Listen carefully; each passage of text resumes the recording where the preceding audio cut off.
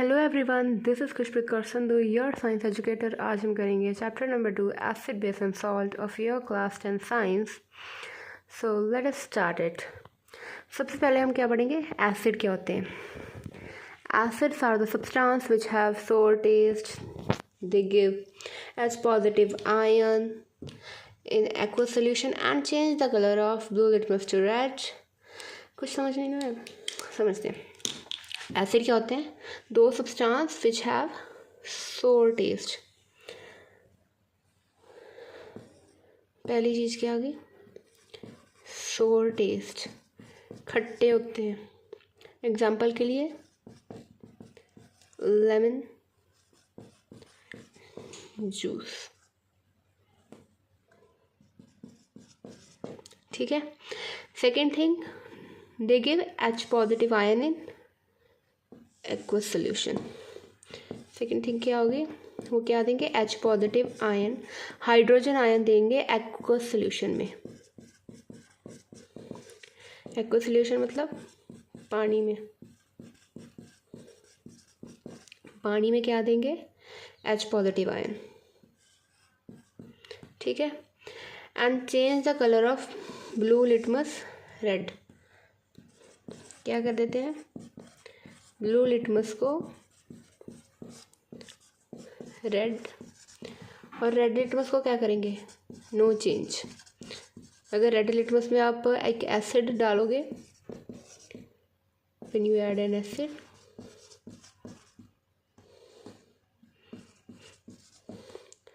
Then there will be no change, कोई भी change नहीं आएगा, कोई बदलाव नहीं आएगा उसमें। अगर आप एक एसिड के अंदर रेड लिटमस डालोगे, पर अगर आप एक एसिड में ब्लू लिटमस डालोगे तो then that blue litmus will change to red. Okay, clear है। और क्या कोई नेचुरल इंडिकेटर आप ले रहे हो, जैसे कि टर्मरिक, अनियन पील वगैरह वगैरह, ये हम सारे अभी पढ़ेंगे, आज के ही इस लेक्चर में कवर करेंगे। अभी के लिए एक बार इस चीज़ को स्किप करो। एग्जाम्पल के लिए HCl है, हमारा हाइड्रोक्लोरिक एसिड है, स्ट्रॉन्गेस्ट एसिड है ये। और सल्फ्यूरिक एसिड, ये क्या करते हैं, ब्लू लिटमस को रेड टर्न कर देते हैं, और पानी में एक्वस सोल्यूशन में ये क्या करते हैं, H पॉजिटिव आयंस डोनेट करते हैं, बाहर निकालते हैं। डोनेट करना मतलब दे देना, ठीक है। एसिड समझ में आगे आ जाते हैं हमारे बेस। बेस क्या होते हैं, आर बिटर इन टेस्ट। पहली चीज़ क्या आ गई, आर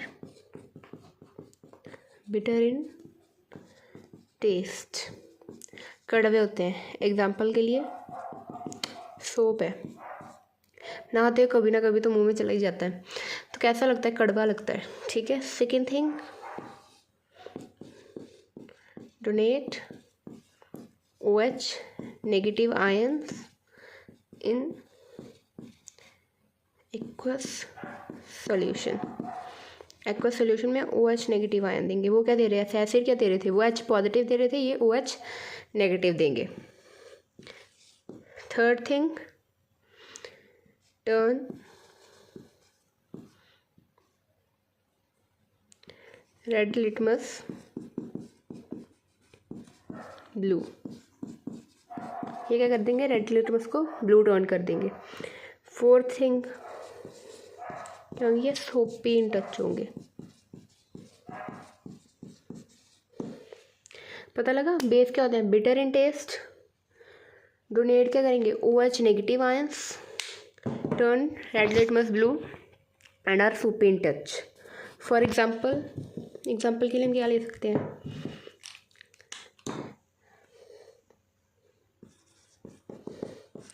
NaOH, कोई भी ले सकते हो आप एग्जांपल। मैंने यहाँ पे NaOH लिया, आप कोई भी सोडियम हाइड्रोक्साइड, अगर कंप्लीट नेम लेना हो तो कोई भी एग्जांपल आप ले सकते हो। दो चीज़ें क्लियर होगी, एसिड क्या होते हैं और बेस क्या होते हैं। एसिड क्या होते हैं, सोर इन टेस्ट, बेस क्या है, बिटर इन टेस्ट। एसिड क्या डोनेट करते हैं, H पॉजिटिव आयन, बेस क्या डोनेट कर रहे हैं, OH negative ions in aqueous solution. Acid क्या करते हैं, ब्लू लिटमस को रेड, बेस क्या करेंगे, रेड लिटमस को ब्लू। बेस क्या होते हैं, सोपी इन टच। एसिड के एग्जांपल HCl, बेस के एग्जांपल NaOH। क्लियर है।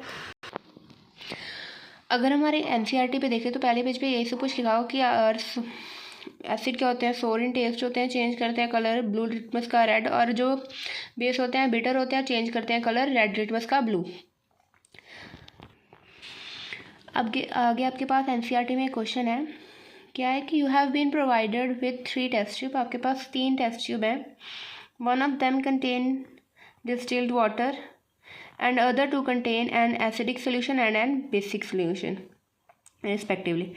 If you are given only red litmus paper, how will you identify the content of each test tube? क्या लिखा है कि आपके पास 3 टेस्ट ट्यूब है, एक में डिस्टिल्ड वाटर है, एक में एसिड है और एक में बेस है, और आपको सिर्फ रेड लिटमस पेपर दिया है, तो आप कैसे पता लगाओगे कि किस टेस्ट ट्यूब में क्या है। ऐसे मान लो आपके पास 3 टेस्ट ट्यूब है, अननोन सोल्यूशन है, आपको बता दिया है कि एक में मान लो एसिडिक है, एक में बेसिक है, एक में डिस्टिल्ड वाटर है, मतलब न्यूट्रल होता है डिस्टिल्ड वाटर, ना ही वो एसिडिक होता है ना ही वो बेसिक होता है, और आपको कहा कि आपके पास सिर्फ एक लिटमस है, दैट इज़ रेड लिटमस।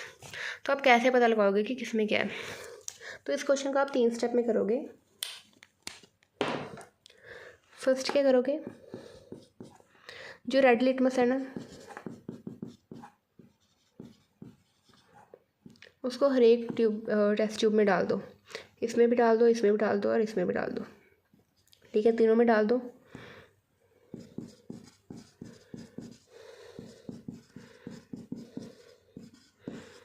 ठीक है, सेकंड में अब जिसमें सपोज कर लो हमारे ए में बेसिक सोल्यूशन था,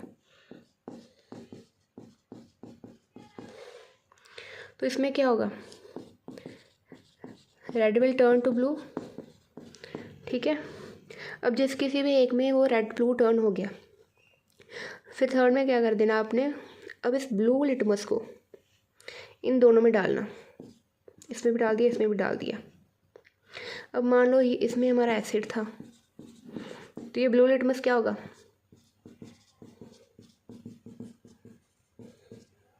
रेड हो जाएगा, ब्लू लिटमस रेड हो जाएगा। यहाँ से आपको क्या पता लग जाएगा कि ये हमारा एसिडिक सोल्यूशन था, और जो हमारा डिस्टिल्ड वाटर है उसमें क्या होगा, नो चेंज। पता लगा। इस काली खोपड़ी में कोई बात पड़ी कि नहीं। पहले क्या करो, तीनों टेस्ट ट्यूब में रेड लिटमस डाल दो, इसमें भी डाल दिया, इसमें भी डाल दिया, इसमें भी डाल दिया। जब आपने रेड लिटमस डाला, इमेजिनेशन की दुनिया में खो जाओ, कोई भी एक टेस्ट ट्यूब क्या करेगी, ब्लू, मान लो ये ए वाली टेस्ट ट्यूब थी, ये ब्लू होगी, तो टेस्ट ट्यूब ब्लू नहीं की, जो लिटमस डाला वो ब्लू हो गया। अब वो लिटमस ब्लू हो गया, अब वो ब्लू लिटमस बाकी की बची 2 टेस्ट ट्यूब में डाल दो, एक में किसी भी एक में, मान लो इसमें बी वाली में वो रेड हो गया, मतलब ये अब एसिडिक है, और जिसमें कुछ भी नहीं है तो वो न्यूट्रल है, डिस्टिल्ड वाटर है। तो ऐसे आपको ये पता लग जाएगा। अब क्या हमें सिर्फ लिटमस पेपर से पता लगता है कि कोई चीज़ एसिडिक है या बेसिक, तो नहीं, हमारे पास इस दुनिया में भिन्न भिन्न अलग अलग प्रकार के इंडिकेटर्स हैं, कुछ नेचुरल है और कुछ क्या है, आर्टिफिशियल। इंडिकेटर होता है हमारे 2 तरह के, एक नेचुरल एंड एक आर्टिफिशियल, और द मोस्ट स्पेशल वन होते हैं हमारे यूनिवर्सल इंडिकेटर। तो एक एक करके समझते हैं। नेचुरल इंडिकेटर कौन से होते हैं, जो हमें नेचुरल चीज़ों से मिलते हैं, जैसे कि टर्मरिक हो गया, टर्मरिक समझते हो, हल्दी, ठीक है। जो इंडिकेटर हमें नेचुरल चीज़ों से मिलते हैं, इंडिकेटर क्या होता है, जो बताता है चीज़ एसिडिक है या बेसिक है। जो हमें नेचुरल चीज़ों से मिलते हैं वो हमारे होते हैं नेचुरल इंडिकेटर, जैसे कि हल्दी होगी, टर्मरिक, रेड कैबेज, एंड हमारे अनियन पील, बीट रूट, ये सारे हमारे क्या हो गए, नेचुरल इंडिकेटर। दूसरे क्या होते हैं हमारे आर्टिफिशियल इंडिकेटर्स, जैसे कि मिथाइल ऑरेंज, फिनोल्फ्थलीन, ये सारे क्या हैं हमारे आर्टिफिशियल इंडिकेटर्स। और हमारे जो मेन इंडिकेटर यूनिवर्सल इंडिकेटर सोच के ये मतलब सोचना कि जो सारे यूनिवर्स को इंडिकेट करे, मतलब ये कि जो एग्जैक्ट हमें बताते हैं कि चीज़ कितनी एसिडिक है, कितनी बेसिक है, बहुत ज़्यादा ही एसिडिक है या बहुत कम एसिडिक है, या बहुत ज़्यादा बेसिक है या बहुत कम बेसिक है, वो क्या होते हैं हमारे यूनिवर्सल इंडिकेटर्स। यूनिवर्सल इंडिकेटर क्या करते हैं, ये डिफरेंट कलर दिखाते हैं एट डिफरेंट पीएच। एग्जांपल हमारा पीएच पेपर। आगे अब ये देखो, अलग अलग इंडिकेटर पे हमारा एसिडिक, बेसिक या न्यूट्रल जो सोल्यूशन है वो क्या बिहेवियर दिखाता है। फॉर एग्जांपल हमारा पहला इंडिकेटर क्या है, मिथाइल ऑरेंज, और जिसके आगे मैं स्टार बनाऊँ उसका पक्का याद रख लेना, याद रखना ये भी, ठीक है।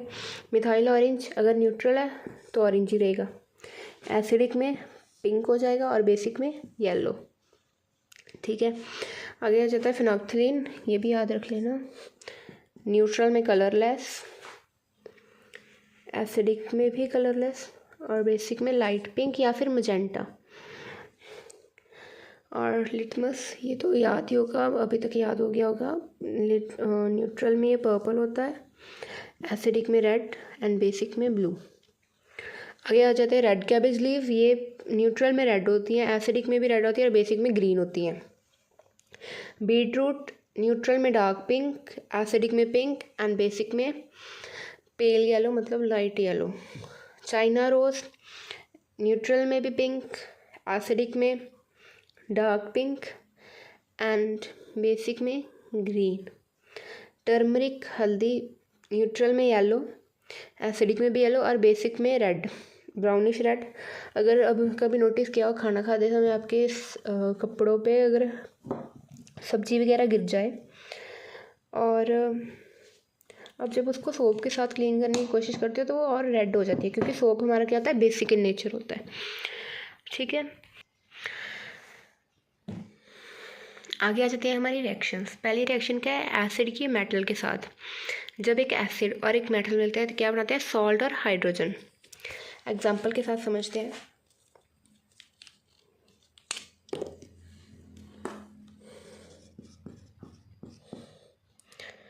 Mgm मैग्नीशियम सॉलिड फॉर्म में लिया, प्लस H2SO4 सल्फ्यूरिक एसिड लिया, ये किस फॉर्म में होगा, एक्वस। ये क्या बनाएंगे, हाइड्रोजन बाहर चला जाएगा और क्या बन जाएगा, MgSO4 प्लस H2 गैस। ये किस फॉर्म में होगा, एक्वस। ये रिएक्शंस याद नहीं करनी है, मतलब समझनी है चीज़ कि हमारे पास एक एसिड है, ये हमारा एसिड है, एक मेटल है, मिलके क्या बनाएंगे, एक सॉल्ट और हाइड्रोजन गैस बाहर। Metal acid will form salt and hydrogen. Hydrogen ने बाहर जाना था, इसको एक साइड निकाल दो। ये मेटल Mg मिलेगा किसके साथ, SO4 के साथ, और क्या बना देगा, MgSO4, और हमारी जो H2 गैस थी वो बाहर निकल जाएगी, ठीक है। ये थी हमारी रिएक्शन एक एसिड की मेटल के साथ। मेटल्स जैसे मोर एक्टिव मेटल्स ले लो, जिंक हो गया, मैग्नीशियम हो गया, कैल्शियम हो गया, ये क्या करते हैं, डिस्प्लेस कर देते हैं हाइड्रोजन को, पर जो हाइड्रोजन से लेस रिएक्टिव मेटल्स हैं वो नहीं कर सकते। रिएक्टिविटी सीरीज पढ़ी है ना, वो ट्रिक से याद करते थे, कैटरीना ने कार मांगी अल्टो देन फरारी पर फिर भी हाई क्यों मिली सिल्वर ऑडी।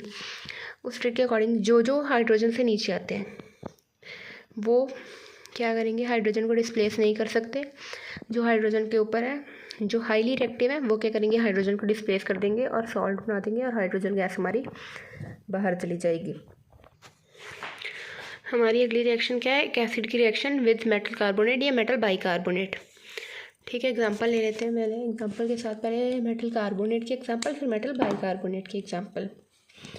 जब मेटल कार्बोनेट हो तो क्या होगा, मेटल कार्बोनेट ले लेते हैं हम Na2CO3 प्लस एसिड हमारा होगा 2 times of HCl will form 2 times of NaCl plus H2O plus CO2. This is our metal carbonate. This is our acid. Salt तो बनेगा ही बनेगा, सॉल्ट क्या बन जाएगा, NaCl, 2 बार हमारा Na है, 2 बार ही हमारा Cl है, सो 2 टाइम्स ऑफ NaCl। बचा क्या क्या, हमारे पास CO3 बच गया और 2 मॉलिक्यूल हाइड्रोजन के बच गए। तो एक हाइड्रोजन के साथ एक मॉलिक्यूल ऑक्सीजन का लग जाएगा, क्या बन जाएगा H2O, और ये क्या बन गया CO2। ठीक है, तो इस तरह से रिएक्शन होगी कि जब एक एसिड और एक मेटल कार्बोनेट मिलता है तो वो क्या बनाते हैं, सॉल्ट, वाटर और कार्बन डाइऑक्साइड। इसी तरह से जब यहाँ पे मेटल कार्बोनेट की जगह बाइकार्बोनेट होगा तो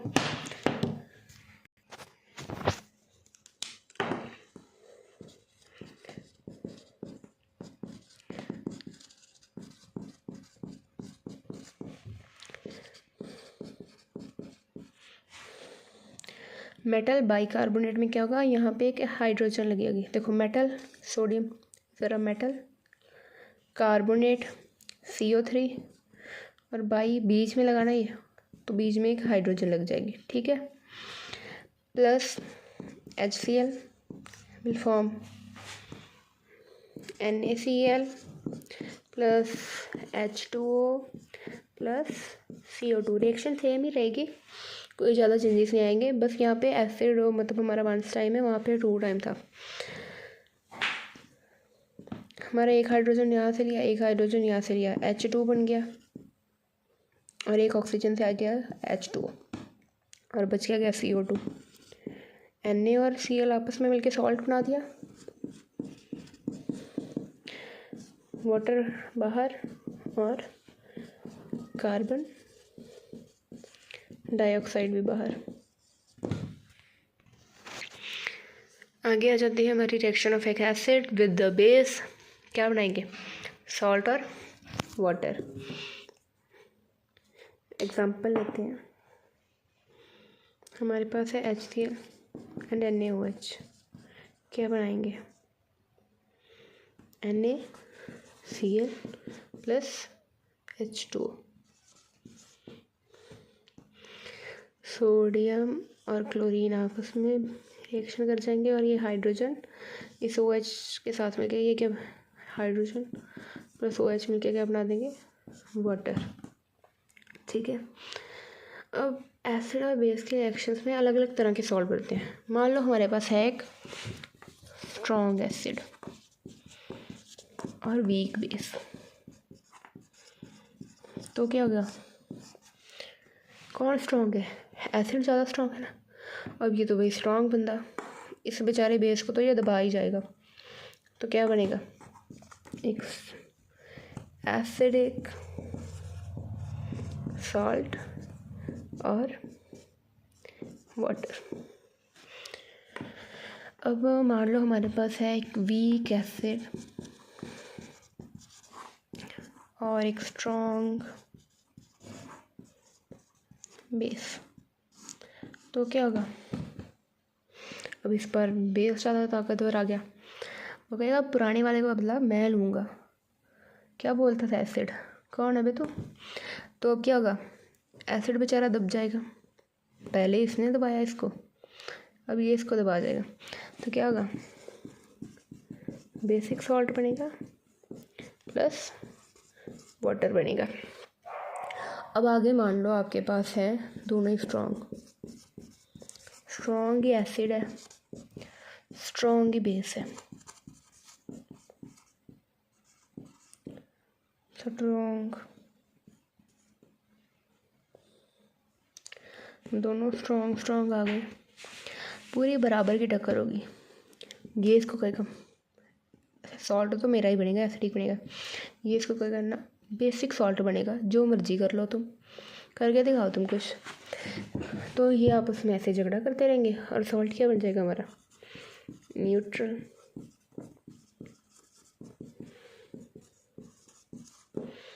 ठीक है, आगे आ जाती है reaction of metal oxide with acid. ये क्या बनेंगे, सॉल्ट और वाटर। ये कुछ जाना पहचाना नहीं लग रहा, हाँ जाना पहचाना तो लग रहा है। पीछे एसिड और बेस में भी तो यही हुआ था, मिलके क्या बनाया था उन्होंने, सॉल्ट और वाटर। तो इससे हम कुछ कह सकते हैं? हाँ, कहने को तो बहुत कुछ कह दें। काम की बात कहेंगे कि जो हमारे मेटल ऑक्साइड होते हैं वो क्या होते हैं? Basic in nature. ठीक है, metal oxide plus acid will form salt and water. Example ले लेते हैं, copper oxide plus HCl will form copper chloride plus water. ठीक है, ये क्या है हमारा एक मेटल ऑक्साइड, और वो क्या होता है? Basic in nature. और ये क्या है हमारा एक एसिड, वो क्या होता है? एसिडिक इन नेचर ही होगा, एसिड है तो एसिडिक ही होगा। एसिड और बेस मिलकर क्या बनाते हैं? Salt plus water. ये क्या है हमारा एक नमक, ये क्या है हमारा पानी। ठीक है,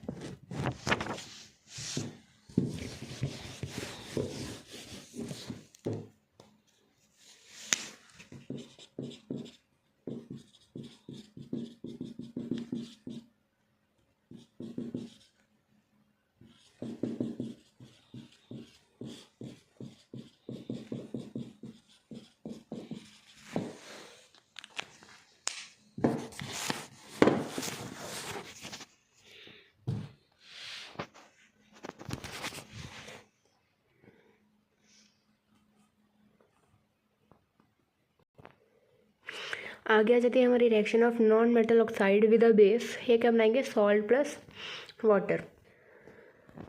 अब फिर से पुरानी यादों में खो जाओ, ज़रा खो पुरानी यादों में, ज़्यादा भी मत खो जाना कि वो ना तुम्हें पुरानी यादों से बाहर ना निकाला जा सके। अभी कुछ समय पहले हमने पढ़ा कि जब एक एसिड एक बेस के साथ मिलता है तो वो सॉल्ट और वाटर बनाते हैं। ये भी देखा देखा सा लग रहा है, एक नॉन मेटल ऑक्साइड है, एक बेस है, वो मिलके सॉल्ट और वाटर ही तो बना रहे हैं। अब थोड़ा सा अपने दिमाग के घोड़े भगाओ। आपको क्या पता लगेगा यहाँ से कि जो हमारे नॉन मेटल ऑक्साइड है they are acidic in nature. तो रिएक्शन फिर से ये तो वैसी ही होगी। क्या होगा? हमारे पास एक नॉन मेटल ऑक्साइड होगा CaOH2। ठीक है, इसको एक बेस के साथ रिएक्ट करा दो। बेस ले लो हमारी कार्बन डाइऑक्साइड, ये भी एक बेस है, पता हो तो। ठीक है, क्या बना देंगे? CaCO3, कैल्शियम कार्बोनेट, सॉल्ट है ये, प्लस बाहर क्या चला जाएगा? H2O। ठीक है,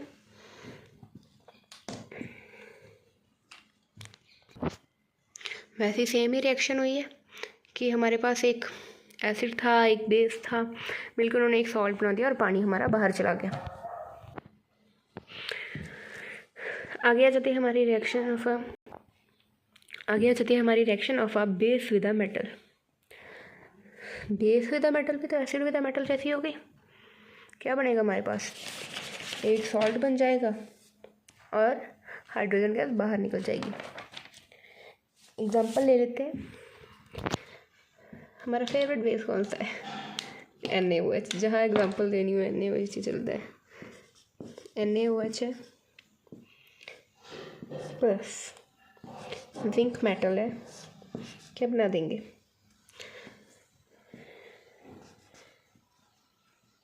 Na2 ZNO2। बैलेंस कर दो, 2 ऐसा तो यहाँ 2 लग जाएगा, प्लस H2 हमारी बाहर चली जाएगी। इस रिएक्शन ने ना पक्का तुम सबका दिमाग घुमाया होगा कि कहाँ से Na2 ZNO2 कहाँ से आ गया। घुमा ना दिमाग, घुमा। तो पहले क्या करना है, बिल्कुल प्रेम पूर्वक हाइड्रोजन को एक साइड बाहर निकाल लेना है। हाइड्रोजन को बाहर निकाल दिया, बचा क्या हमारे पास, 2 सोडियम, 2 ऑक्सीजन और 1 जिंक। क्या बन जाएगा, Na2ZO प्लस हमारी हाइड्रोजन बाहर। इस हाइड्रोजन का बेचारे का कोई रोल नहीं है, इसको हमेशा बाहर निकाल दिया जाता है जैसे तुम्हें। आगे हमारा एनसीईआरटी का क्वेश्चन आ जाता है, why should curd and sour substance not be kept in brass and copper vessel. जो हमारे कर्ड और खट्टे चीज़ होती है उनको हम ब्रास या फिर कॉपर की वेसल में क्यों नहीं रख सकते, मतलब सीधी सी बात मेटल में क्यों नहीं रख सकते। अभी हमने रिएक्शन पढ़ी है कि एसिड के जब हम मेटल्स के साथ रिएक्शन कराते हैं तो वो एक सॉल्ट बनाते हैं और हाइड्रोजन गैस रिलीज करते हैं, एक रिएक्शन होती है। अब रिएक्शन होने के कारण फूड के केस में क्या होता है, टॉक्सिक कंपाउंड रिलीज होते हैं, जहरीले कंपाउंड रिलीज होते हैं जो कि हार्मफुल होते हैं ह्यूमन की कंजप्शन के लिए, ह्यूमन के लिए फिट नहीं है वो। इस कारण हम ब्रास या फिर कॉपर के वेसल में नहीं रखते कर्ड वगैरह को, या फिर खट्टी एसिडिक चीज़ों को नहीं रख सकते। आगे सेकंड क्वेश्चन है, which gas is usually liberated when an acid react with a metal. Illustrate with an example, how will you test for the presence of this gas. जब एक एसिड मेटल के साथ रिएक्ट करती है, hydrogen gas बाहर निकलती है। Example आप कोई भी ले सकते हो। और इस गैस की प्रेजेंस का टेस्ट कौन सा है, पॉप साउंड टेस्ट। जब हम फ्लेम वगैरह को, बर्निंग कैंडल को पास लेकर आते हैं तो hydrogen gas with a pop sound क्या करती है, बर्न करती है। अगला एनसीईआरटी क्वेश्चन है, अ मेटल कंपाउंड ए, कोई मेटालिक कंपाउंड है ए, वो रिएक्ट किया है डिल्यूट हाइड्रोक्लोरिक एसिड के साथ,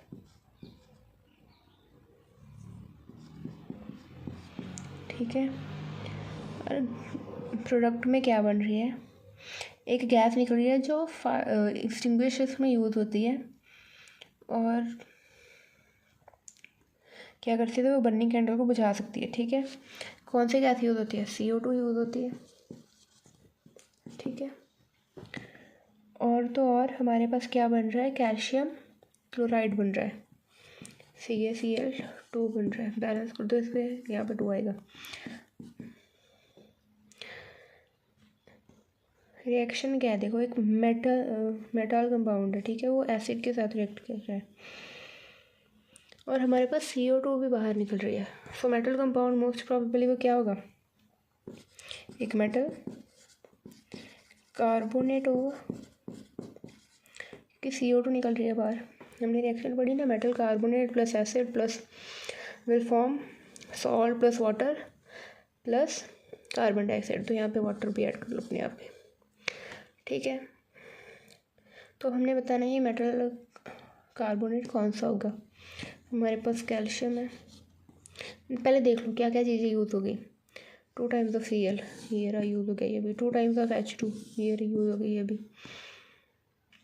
हमारे पास क्या है, एक हमारे पास ये C है और इधर ये CO2 और एक ये ऑक्सीजन का मॉलिक्यूल। क्या बन गया इन तीनों को मिलाकर हमारे पास, CaCO3। तो हमारा ये A क्या होगा, CaCO3, ठीक है। समझ में आया, दोबारा रिपीट करती हूँ। उन्होंने कहा आपके पास कोई A मेटल कंपाउंड है, मेटल कंपाउंड यूज़ किया है, उन्होंने ये नहीं कहा मेटल है, ठीक है। उसका जब आपने हाइड्रोक्लोरिक एसिड के साथ रिएक्शन कराई तो वो क्या बना रहा है, कैल्शियम क्लोराइड और CO2, और साथ में क्या बनेगा, अगर ये 2 चीज़ें बन गई तो वाटर भी तो बनेगा। हमने बताना ये कंपाउंड क्या है। सो हमारे पास अब हमने देख लिया कि कौन सी चीज़ यूज़ हो चुकी है, जो जो बचा उसको मिला के लिख दिया, तो हमारे पास क्या बन गया, CaCO3। अगला हमारा टॉपिक है behaviour of N acid in aqueous solution या फिर वाटर। वाटर में हमारा एसिड क्या बिहेवियर शो करता है, हमने ऑलरेडी पढ़ा ना कि वो H पॉजिटिव डोनेट करता है। सो देखते हैं कैसे करता है। सपोज हमारे पास है HCl, उसके हमने डाल दिया वाटर में, क्या बनाएगा, H पॉजिटिव डोनेट करेगा। पर आपको एक पता है, बात बताऊँ, ये H पॉजिटिव अकेला एग्जिस्ट नहीं करता, अकेला नहीं एग्जिस्ट करता, ये किसी के साथ एग्जिस्ट करता है। तो फिर क्या होगा, किसके साथ लगेगा ये याद रखिए, इस वाटर के साथ लगेगा। अब वाटर देखा जाए अगर हम थोड़ा इसको खोल के लिखे तो होता है H O H।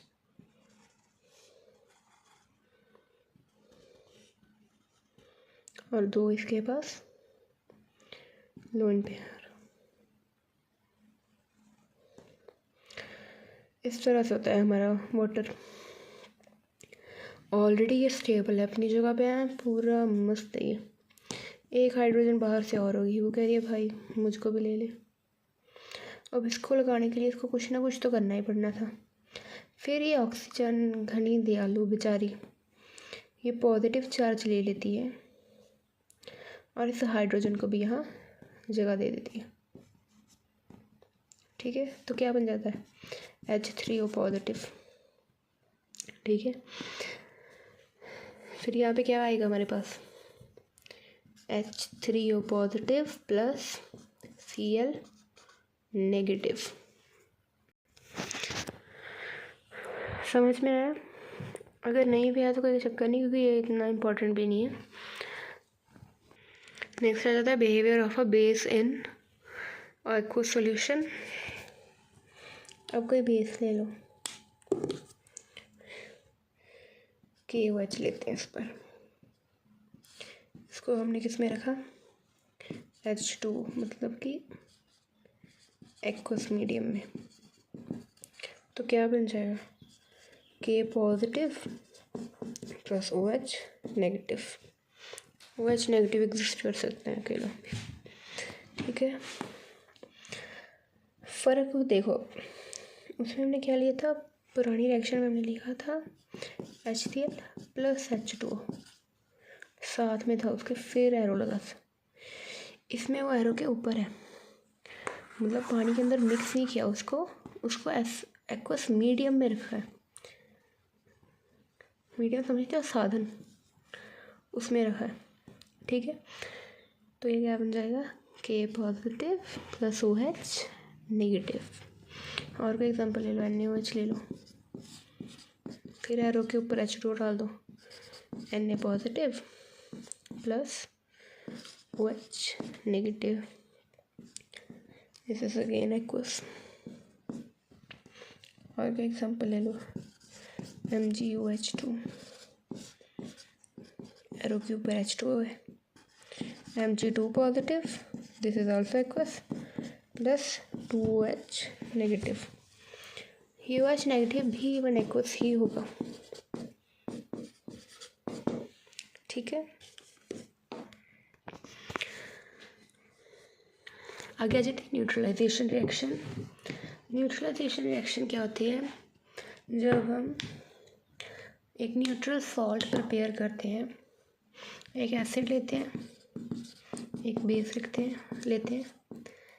हैं वो, एक एसिड लेंगे, एक बेस लेंगे, और क्या बनाएंगे, एक सॉल्ट और एक हमारे पास बन जाएगा वाटर।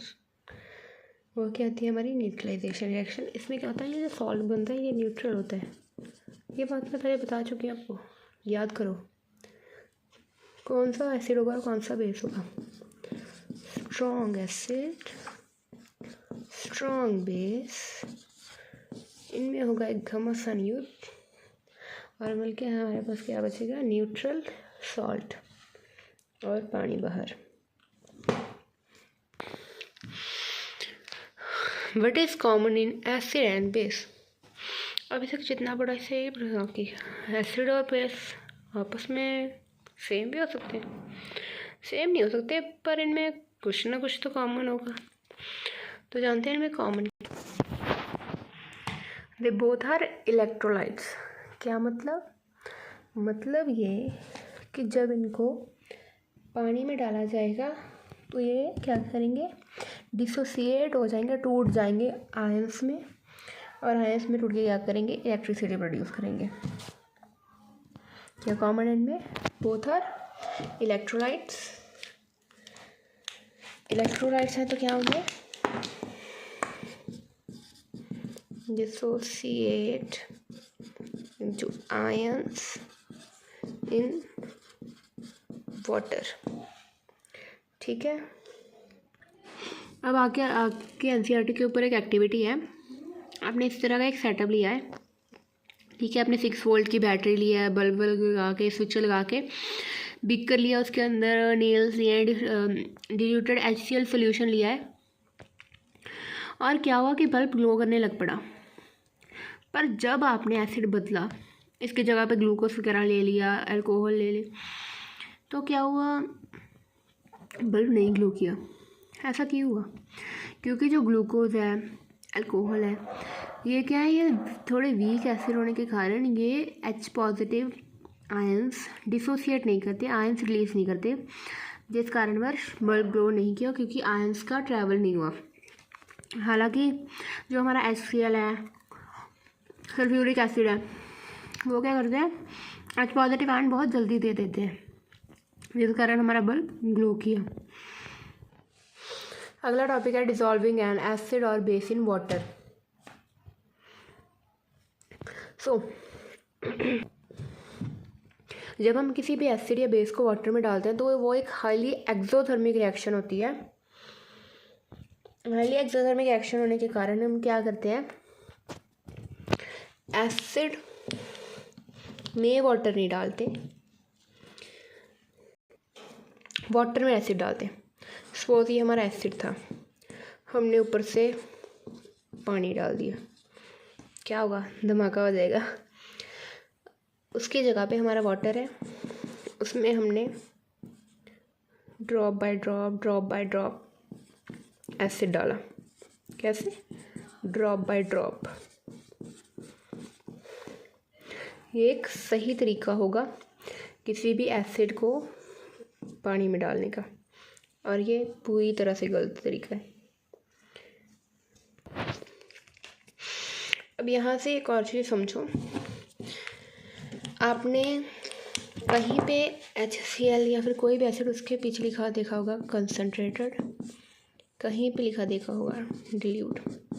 इसका क्या मतलब है, कंसनट्रेटेड मतलब पूरा खरा, खरा सोना कहते हैं, प्योर कहते हैं ना, ये है हमारा प्योर एसिड।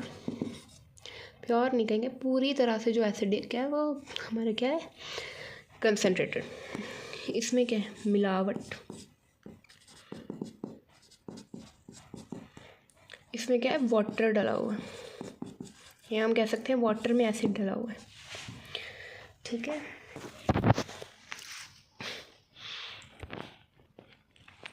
जो हमारे कंसनट्रेटेड एसिड्स या बेस होते हैं, उनके ऊपर वार्निंग साइंस लगे होते हैं कि इनसे दूर रहो, या फिर इसको अपने ऊपर मत गिराना, क्योंकि वो बहुत ज़्यादा खतरनाक होते हैं एज़ कम्पेयर टू डिल्यूटेड।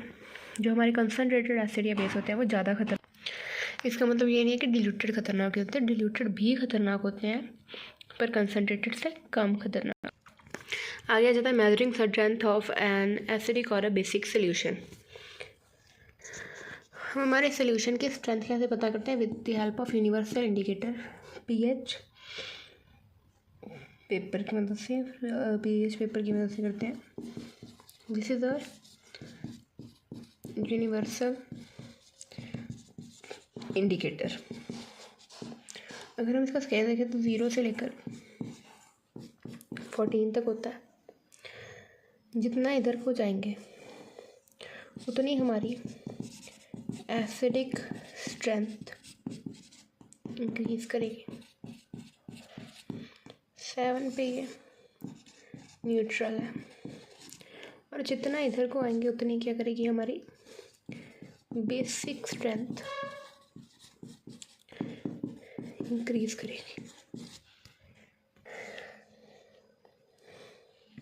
जिसका pH कम वो ज़्यादा एसिडिक, जिसका pH ज़्यादा वो ज़्यादा basic.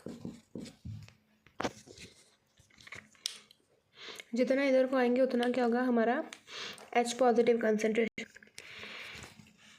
H positive concentration increase, और इधर क्या होगा H पॉजिटिव कंसंट्रेशन डिक्रीज। आगे आ जाता है importance of pH in daily life. हमारी रोज़ाना ज़िंदगी में pH की क्या इम्पोर्टेंस है। ठीक है, पहली चीज़ आ जाती है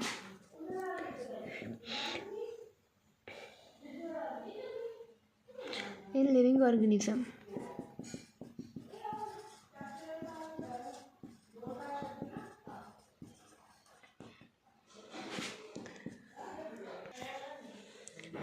उनकी pH रेंज होती है वो 7.0 से लेकर 7.8 तक होती है। हमारे जो नॉर्मल बॉडी का pH होता है वो इतना रहता है।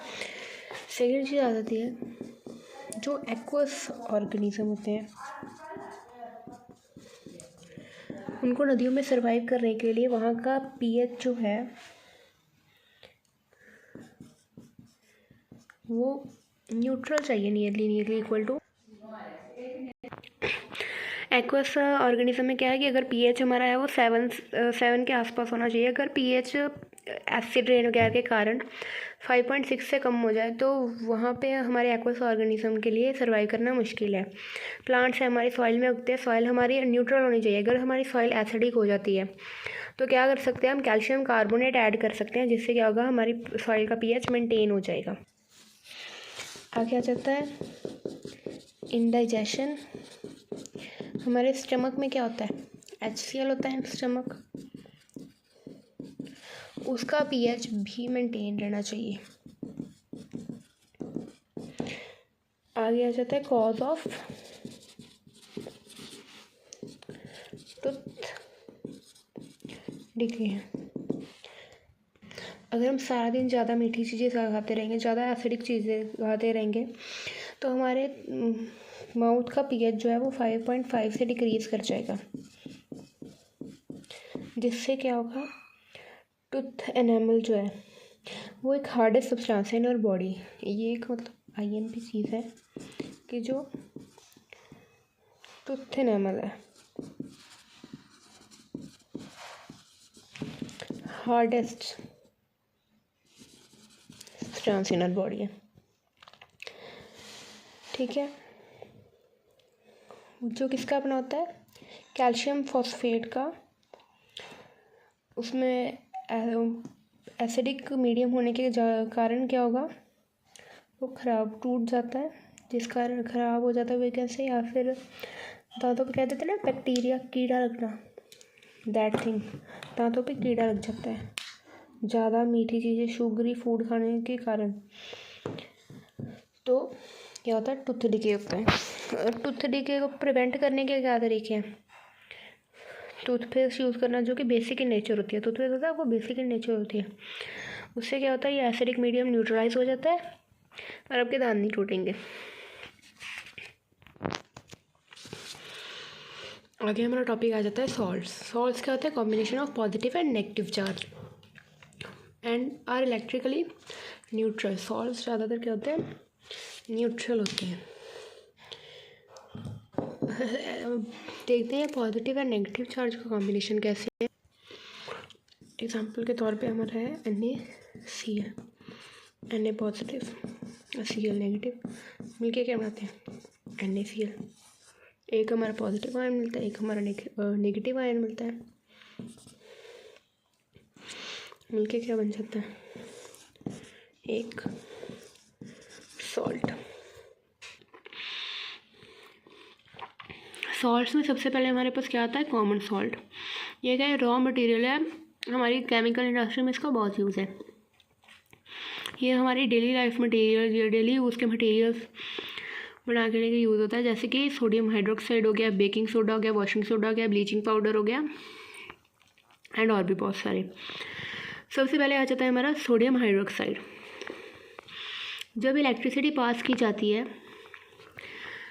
सोडियम क्लोराइड के एक्वा सोल्यूशन से, तो क्या होता है, तब हमारे पास बनता है sodium hydroxide, chlorine gas and hydrogen gas.